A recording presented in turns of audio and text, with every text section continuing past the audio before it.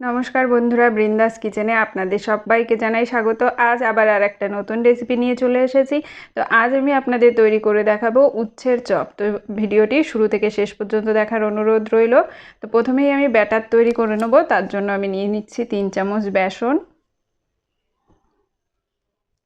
3 চামচ বেসনের সঙ্গে আমি এখানে দিয়ে দেবো 1.5 চামচ চালের গুঁড়ো। চালের গুঁড়োটা দিলে চপগুলো খেতে খুব মুচমুচে হবে। আর দিয়ে দিচ্ছি সামান্য একটু কালো জিরে, 1 চিমটে বেকিং সোডা,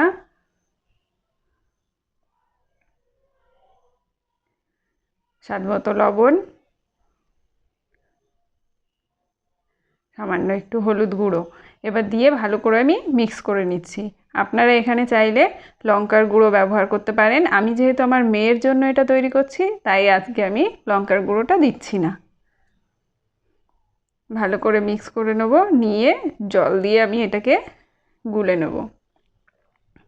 একবারে সম্পূর্ণ জলটা আমি দেব না, অল্প অল্প জল দিয়ে গুলে নেব। কারণ একবারে জল দিয়ে দিলে সেক্ষেত্রে ব্যাটারটা পাতলা হয়ে যেতে পারে। তাই অল্প অল্প জল দিয়েই আমি ব্যাটারটা তৈরি করব।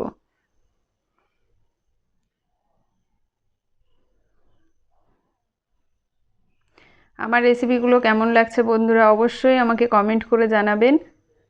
আর রেসিপিগুলো ভালো লাগলে অবশ্যই শেয়ার করবেন। তো দেখুন, এইভাবে ভালো করে ব্যাটারটাকে ফেটিয়ে নিতে হবে।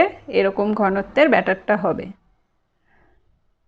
এই দেখুন, তো ব্যাটারটা আমার রেডি হয়ে গেল। এবার আমি একটা উচ্ছে বা করলা নিয়ে নিয়েছি, এটাকে কেটে নেব। গোল গোল করে কেটে নেব আমি, একটু মোটা মোটা করে। এই দেখুন, এরকম মোটা মোটা করে আমি কেটে নিচ্ছি।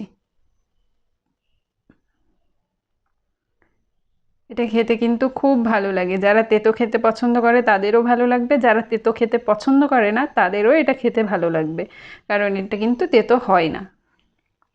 এই দেখুন, বীজগুলো আমি বের করে নিচ্ছি।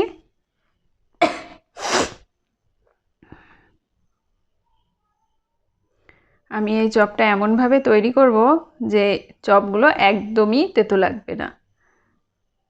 তো দেখতে থাকুন আমি কিভাবে তৈরি করছি। এটা শুধু মুখে খেতেও খুব ভালো লাগে, আবার ডালের সঙ্গে খেতেও, ডাল ভাতের সঙ্গেও আপনি খেতে পারেন, খুব ভালো লাগবে। তো দেখুন, বীজ বা দানাগুলো আমি সব ছাড়িয়ে নিয়েছি। এবার এটাকে আমি একটা পাত্রে নিয়ে নিয়েছি, নিয়ে আমি সামান্য একটু লবণ দিয়ে এটাকে মেখে রেখে দেবো 10 মিনিট। 10 মিনিট পর আমি এটাকে চেপে এর থেকে যে জলটা বেরোবে সেটা বের করে দেবো, তাহলে আর তেতো লাগবে না।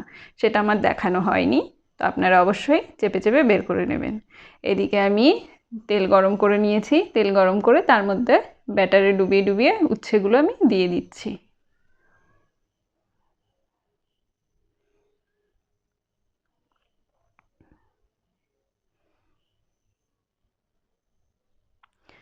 আমার চ্যানেলে যারা নতুন আছেন অবশ্যই আমার চ্যানেলটিকে সাবস্ক্রাইব করে আমার পাশে থাকবেন, আর যারা অলরেডি আমার চ্যানেলটিকে সাবস্ক্রাইব করে নিয়েছেন তাদের অসংখ্য ধন্যবাদ।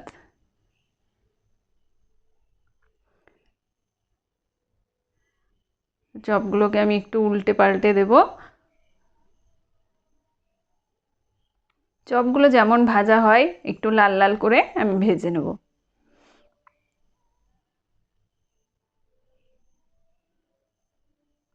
আমার রেসিপিগুলো আপনাদের কেমন লাগছে অবশ্যই কমেন্ট করে জানাবেন বন্ধুরা। আর রেসিপিগুলো যদি ভালো লাগে তাহলে অবশ্যই আপনারা বন্ধু বান্ধব আত্মীয় স্বজনের মাঝে শেয়ার করবেন, আর আমার চ্যানেলটিকে সাবস্ক্রাইব করে আমার পাশে থাকবেন।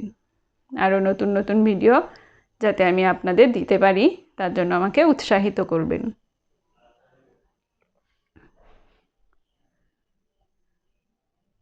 তো দেখুন, চপগুলো কিন্তু আমার ভাজা প্রায় হয়ে গেছে।